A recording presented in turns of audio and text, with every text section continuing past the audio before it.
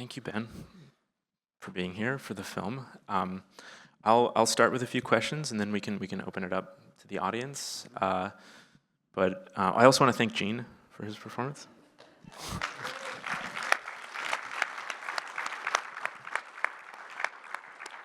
I want to start with Moon. I don't know if this is where it started for you, but I'm curious, like how you found her, how you found a way of working with her, just because she's performing through like a number of different registers in this film, a lot of which is complicated. I mean, there's the opening sequence, this monologue. There's the DeLillo text. She's driving.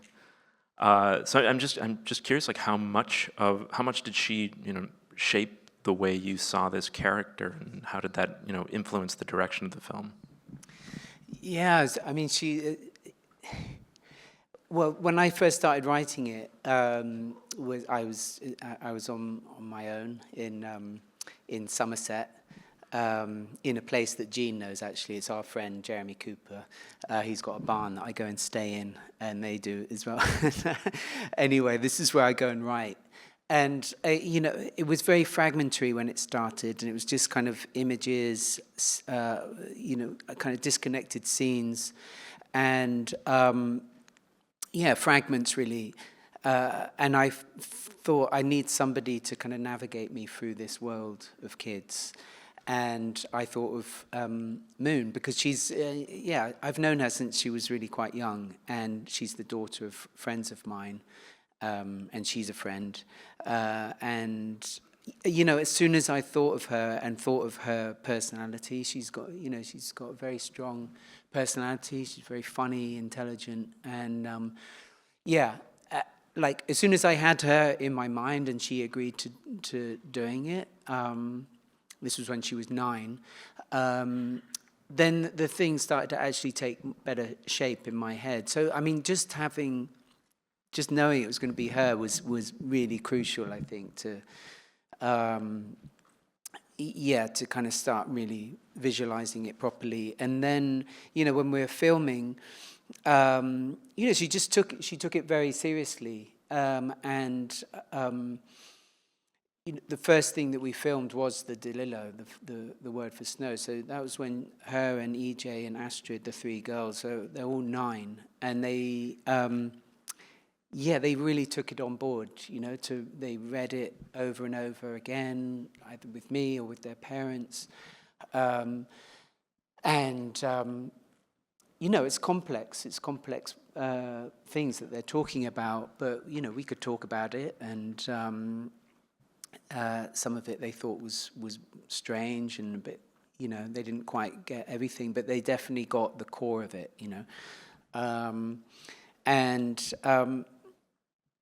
so that was probably one of the hardest bits to do, and that was the first bit. So that was quite good. And then after that, the things that, because that was so tightly scripted, I really wanted a lot of the rest of the film to be much looser, to allow all the participants to be, contributing.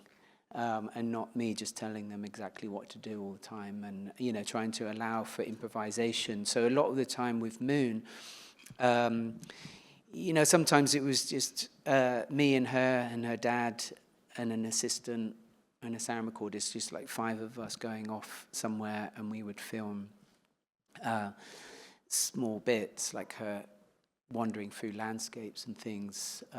We would do that during like the shorter school holidays or weekends sometimes, and she was just very easy to film. I mean, it's just very enjoyable to just say, okay, go into this room and let's just see what happens, and then I follow her in a way. Like I let her sort of guide things sometimes. And then other times I'm a bit more specific about what's needed. Yeah. So yeah. I guess I want to know more about that. I mean, Moon is like very clearly an intelligent, sensitive person, but like I'm just curious in general, like how did you pull her into your process? How do you pull the rest of your cast, all kids, into your way of working? I mean, I'm just like how did you explain this film to them? Pretty simply, really. Just like, okay, it's in the future. We don't know what's happened, but something terrible has happened, and there are no parents left, no adults, and you're alone, and you're surviving, but you're also playing. It's difficult, but at the same time, you're able to have a good time, and you're reinventing the world as you do, as they all have experience of. If you play with a cardboard box or, whatever it might be. So, I was talking about like world inventing, which is something I like doing with cinema. And it's something I think that comes more naturally to children. And actually it was quite straightforward. There were, and the important thing for me usually was allowing for time. That wasn't always possible, but mostly, especially when it was bigger groups or Moon wandering around, I tried to be like very unpressured, so that it was so that it could be playful, and we had time, So say the big cave scene where they come in and they, we had a whole day to do that pretty much. There's only like a few shots, but we had all day to just like in the morning try things out and just come up with simple choreographies of movement and but really kind of I'd let them do things and then I'd say, oh, that was really great, can you sort of remember that and redo it, or and some things were just when they're after the big cave scene and they're sitting around eating, I asked a few of them to just talk about the future, and they all came up with different things, but the one that really I thought was so magical was the one that's in the film. This young girl, Abril, she's almost in a trance, and she's talking about looking into the fire, and she's talking about lions, and it was such an amazing kind of moment, and it was completely improvised, and it just sort of came out of nowhere, and we were all watching her quietly, just all the other kids as well, just like, wow, what was that? And and it's just that's what I'm looking for a lot of the time. I'm looking for these magical moments. Yeah. In your introduction, you also described this film as having like a kind of fragile quality. Were you like sort of actively searching for that as well in this process? I mean, I think it's just like, it's a natural consequence of, making a film where, which is about children alone. There's something obviously disturbing about that scenario. That we don't know what's happening, and I don't want to explain it either. I don't really was completely sure that there shouldn't be any explanation about what might have happened, and but it's a destabilized world in a way. So I think that has a natural fragility to it. But then I also want them to seem like they have agency and power, and they're thinking about the possibilities for a kind of new way of being. Yeah. It's obviously also, it's not the first time you like worked with kids. I mean, this film is referencing another film you've made, À Liberty, and so in a way you're kind of returning to this kind of scenario. I mean, in that film they were sort of inventing a world, and here they're inheriting it, kind of as you said, and I think you're exploring that in a deeper way with this film. I guess I'm wondering how what changed for you in the way you think about, something like All Liberty in the last, well, I guess almost 20 years that made you want to, what changed with you, the way you thought about the film and like how you were thinking about the world in the years since that made you want to return to this kind of scenario? Yeah, I mean, yeah, so 15 years I think was, so when I started thinking about this film, it was partly, I actually was thinking, I'd been thinking I wanted to make another film with children because I enjoyed making Our Liberty so much, and I wanted to kind of get back some of that energy. And this was happening, in the pandemic. I was just thinking about how awful it would be to be a child in that time, and being sort of stuck inside an apartment and not being able to, really, be free and that, that the film sort of partly came out of that, sort of wanting to create a world where the people could be, these young people could be like free. And, I feel it's also just, also in a way it's reacting to the world we live in as the film went on, just even post-pandemic, just there's a lot of darkness in the world, and also like people losing, very everyday kind of freedoms.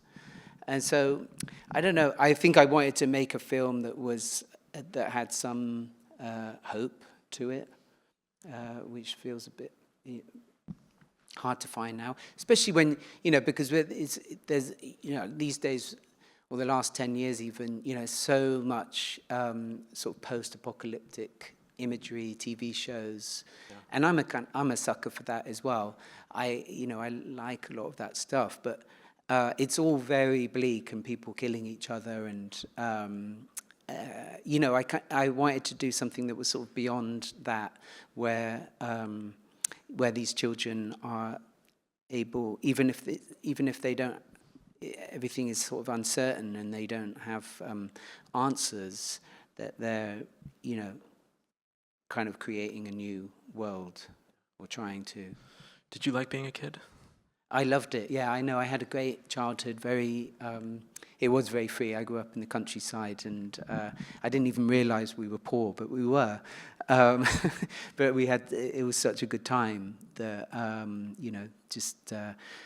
I think that's why, the film with Our Liberty, again, they're very low-income kids, but they are having an amazing time. And so I think, sometimes filmmaking, making cinema is definitely a bit like, still, you're able to do world making in a way that you do as a child, and I am interested in that kind of relationship. You're somehow enabled. Yeah. I want to ask about, your relationship to language in this film. You touched on the word for snow sequence. I'm curious at what you said it was like the first thing you shot, but was it sort of in your mind very early on in the film as well, or it just happened to play out that way, that it's how you started the film? I mean, it's like a play with a lot of dense language, but you also have children speaking it. So I'm curious, what about this play, maybe unlocked the film for you, and I guess what appealed to you about having kids perform it? Yeah, I mean, it came pretty. Like with any film, it's always just a sort of jumble of different notes and ideas and sketches and all kinds of things.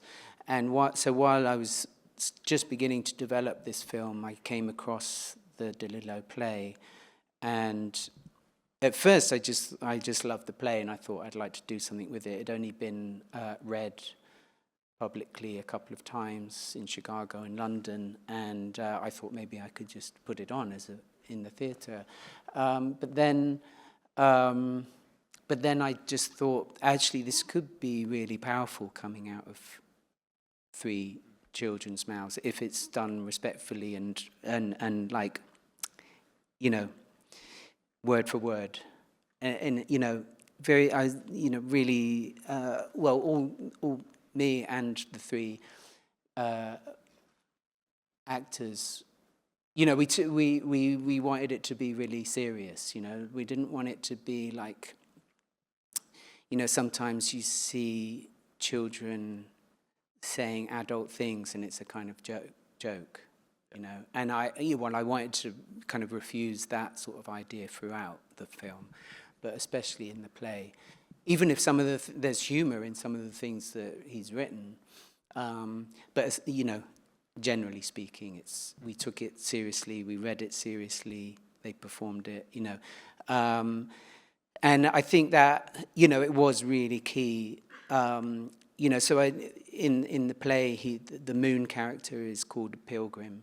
So I just thought, you know, that this could be a really good sort of center point to the film. So we you know, a pilgrim goes on a journey, and so we have what happens before she reaches it and what happens afterwards, and then it does shift. You know, the second half of the film has a lot less language. It's sort of like the play is talking about how words replace the thing, and then eventually, you know, even words can disappear. You know, languages disappear, and so by the end, I was thinking, you know, they know she no longer even has. She's gone beyond language almost. Like when she meets Derek. I mean, there's songs, but songs are a little bit different, let's say. But when she meets Derek, you know, who gives her the car, they don't need to speak anymore. Yeah. You know, they just. They also make their own like silent film. Yeah, they make their own silent film. Yeah. So yeah, I mean, which, you know, I love silent cinema because it's, you know, it is so powerful the way that you can tell a story without words. It's very obvious, and you know, I guess I'm always. With many of my films, sort of thinking a little bit about silent cinema. Yeah, so no, the DeLillo was really crucial, and the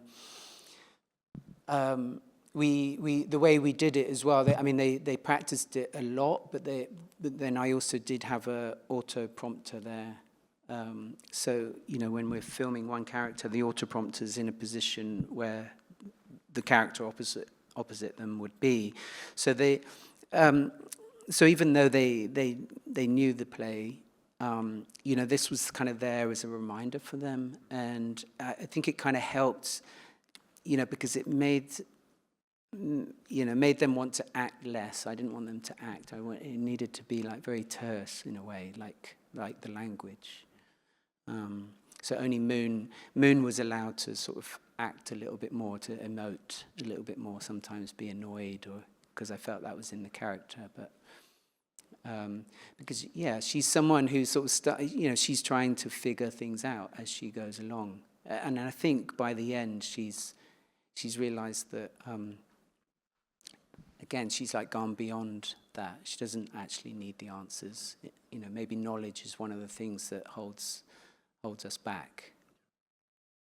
I'll ask just one more question, then we can open it up. But I want to ask you about filming in Menorca. Did you have like a fairly consistent shooting style? Were you coming back and forth? I'm just curious how long that process was, and just sort of how you responded to this place, and just where you were finding your locations. Yeah, I mean, a lot of this is really thanks to a guy called Pep Salvador, who's given the credit line producer, but he was so much more. I mean, he did so many different jobs, and he's Menorcan, and so he was the first person I was put in touch with there, and he took me around for about a week, like looking at all these different locations. And at first I was going to film in the UK, but once I saw all these places, I thought, yeah, no, I'm really going to use this place. And, you know, thinking about how landscape, climate changes, you know, in the UK now we we have white wine in the southeast now, which was unthinkable 10 years ago, 15 years ago. It's really changing. So I was thinking, well, if this is in like 100 years or something, then, parts of Britain probably will look more arid and deserty. So, I also wanted it to be not so clear where she is, where she's traveling and how far she's traveling. And, in the end, it's mainland Spain at the end, in the Monegros Desert. Menorca became another character in the film in a way. It's but also when the rainy bits are in North Wales, where you see like the landscape, how like these huge chunks of rock have been taken out of the earth, and now they're abandoned quarries. So I just like this, going to places where humans have obviously been and left their mark, and then they've disappeared. And it's all one big kind of graveyard. We have some time to take audience questions. If you have one, please raise your hand and wait for a mic to come. Well, we can take you right here. Just raise your hand high up. Hello, thank you. This is a little bit of a follow-up question from the previous one, but I was wondering, did you see some of the specific locations before you wrote, or did you rewrite any of the script after seeing the locations? Because some of them seem like so central to the chapter, so I was wondering how this worked.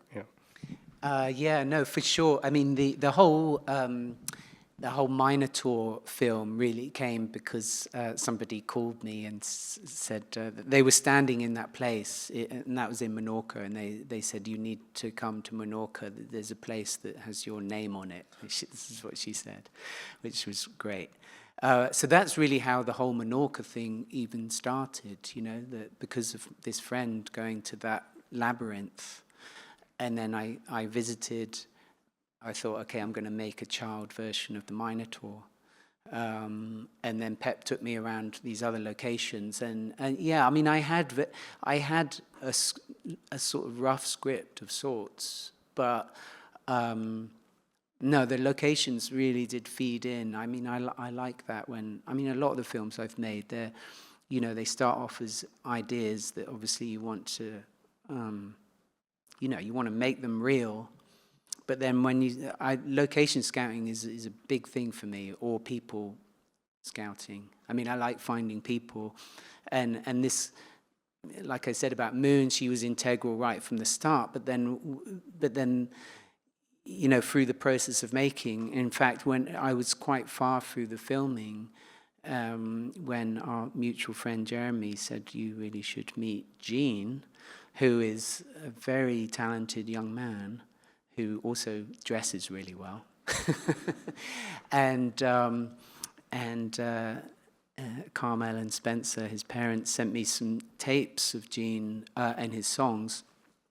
And this song in particular was on the tape, and, it blew my mind. And so we had to find a way to put it in the film. And luckily they were coming to the UK, and so that scene happened because of meeting Gene, and Carmel and Spencer. This is the great thing about making films the way I do, like low budget, not a full script, is that you can bring in other stuff. You can wait for these gifts to come from the cosmos. And then you find a way to put them in. It's the same with Derek at the end in the scrapyard. That scene was written around him the night before, because originally Moon was just going to find the car in a cave, in this sort of big open cave, which is in Sirat. It's the same cave. I was going to use the same cave because I used his location photos were a big part of. I mean, luckily Andrea, she's a producer on my film, and Sirat, so we had access to all their location photos and videos. So anyway, whatever. This is then we were looking for a car, which was a nightmare. We end up in a cafe, and then we see Derek in the cafe with his grandmother, and it's like, we need this guy in a film because his face is amazing.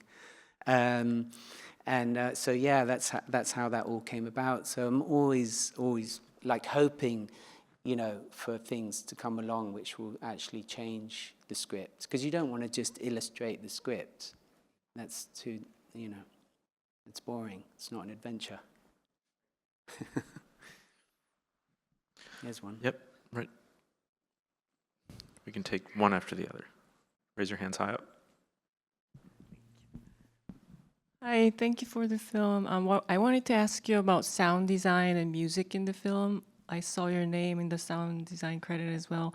I really enjoyed the scene in the cave that you mentioned, how the sound is kind of like distant, echoey, like blur, and also the maze scene, the drum, amazing drum sound, that song, and towards the end, the cue as well. Thanks. Yeah, I think I spend a lot of time working on the sound, just right from the beginning, really. I worked with two really amazing sound recorders to begin with, Dana and Philippe. They're just very good at capturing not just the sync sound of the, that I'm filming, but also everything around it. They go off, and I encourage them to record as much as possible. So that's the initial kind of rough material. But then I like to add things and manipulate sounds. There's things that sound a bit like music in the film. These kind of almost like sci-fi music, but it's just air going through this little tube, which me and Philippe sort of changed and put through different machines to create a kind of music in a way. So yeah, while I'm editing, I'm trying out lots of different sounds to try to also take it away from being too sync. I want to move away from the sync sound a lot of the time to kind of open up the image beyond what we're seeing, so make it more, I don't know, otherworldly, dreamy, to make it cinema in a way, to take it away from being just a sort of a representation of the world as it is and as you hear it. The music was, I think, with the Minotaur film, it was really clear to me that needed to be a percussive soundtrack. So I asked this amazing drummer, Valentina Magaletti, to do that. And then there's this sort of hurdy-gurdy sound that kind of recurs throughout, but I don't think you really know what it is. It's sort of these kind of drones that come and go. And that's this kind of crazy machine that Gene is playing, this sort of remodified bicycle. And then there's often these kind of these sort of dongs throughout the film. That was Moon hitting those drums, so you hear them a long time before you actually see her doing it. So I like these kind of like pre-echoes of the,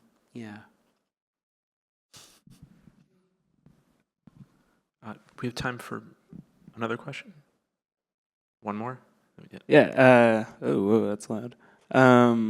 You guys were talking a lot before about the world that you created, and I think it's true. It is strange and beautiful, and you were saying ambiguous. I wanted to ask you your process for creating a world like that. For you, do you have to know like the destabilizing event of the world? Do you have to know history of the characters, or do you approach it also as an outsider? It's good question. I think I treat it more as an outsider. Yeah, I'm in it with them in a way. I didn't really want to know. I don't really care about so much about what's it called? Exposition. Yeah, I even have trouble remembering the word. Forget it. Yeah, I feel like there's so much of that now.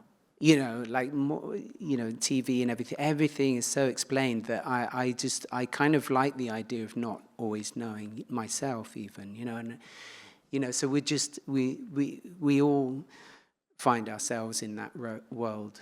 Of course, you know, there are. I'm not just going in completely blindly. You know, I'm having to raise money and set up scenes and organize shoots and all those kinds of practical things that you obviously need. You know, a fair amount in place. But what I mean is I want to, you know, have these sort of kind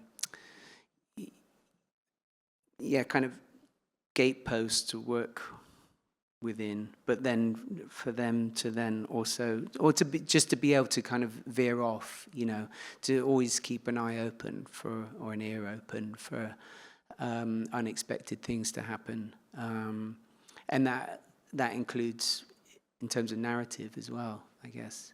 You know, I still have, you know, because I started off making more observational films, I think that sort of helps, that even if you have a sort of narrative framework, you know, you're still always got one eye open for other things happening. Or, yeah. I'm sorry, but we're out of time. But Ben, thank you so much for your film.